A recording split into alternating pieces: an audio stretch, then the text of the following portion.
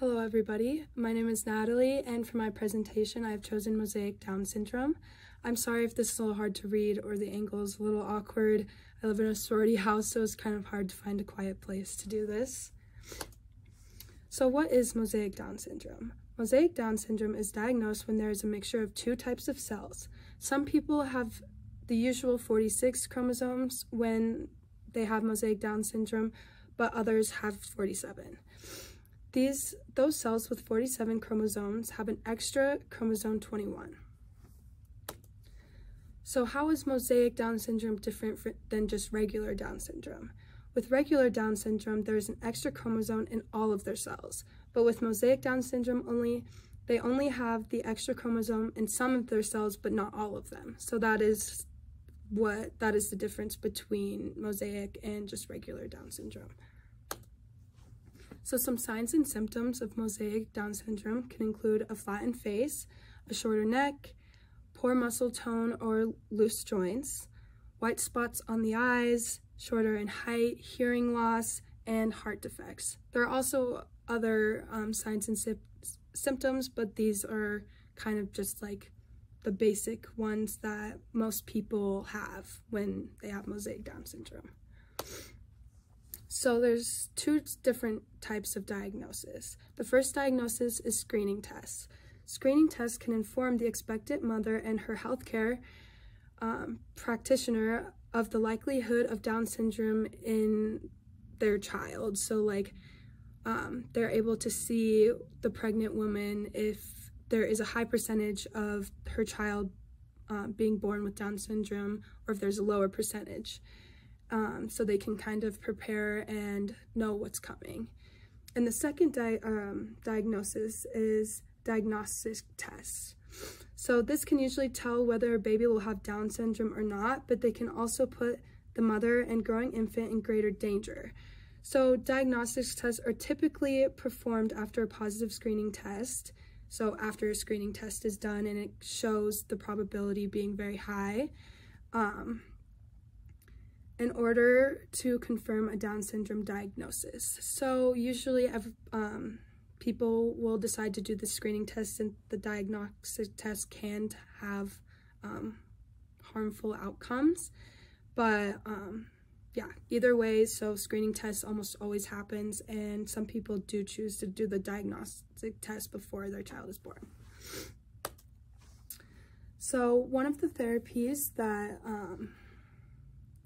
people with Mosaic Down Syndrome benefit from and most do go to is occupational therapy.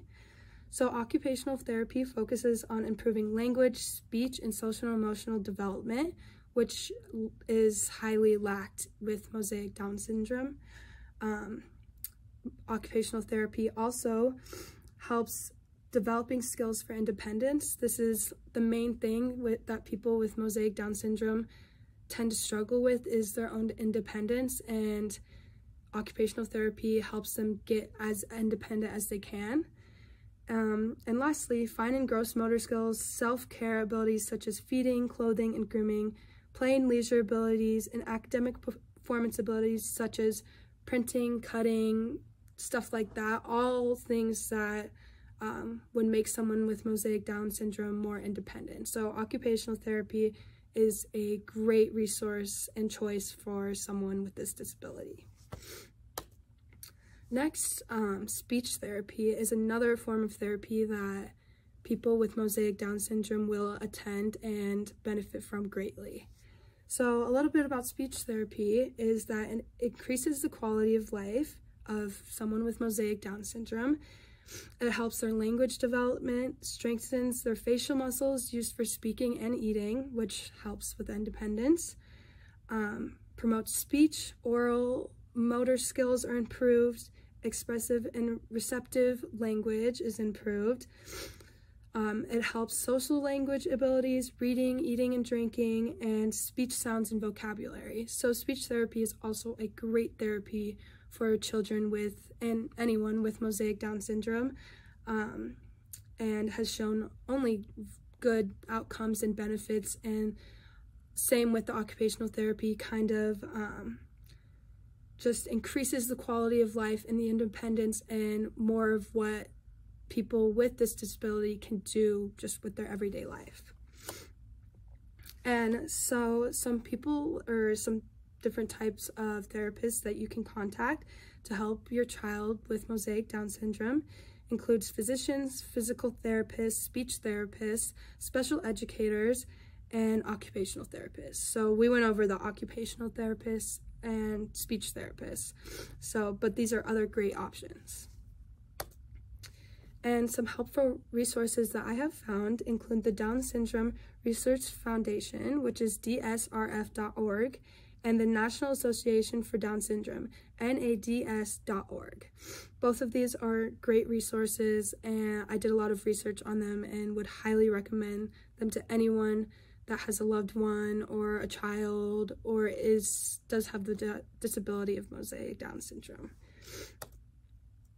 All right, and that is it for my presentation. Well, thank you guys so much for watching. I wish I was able to do this in person, but I'm glad I'm able to do it this way. But yeah, thank you. Bye.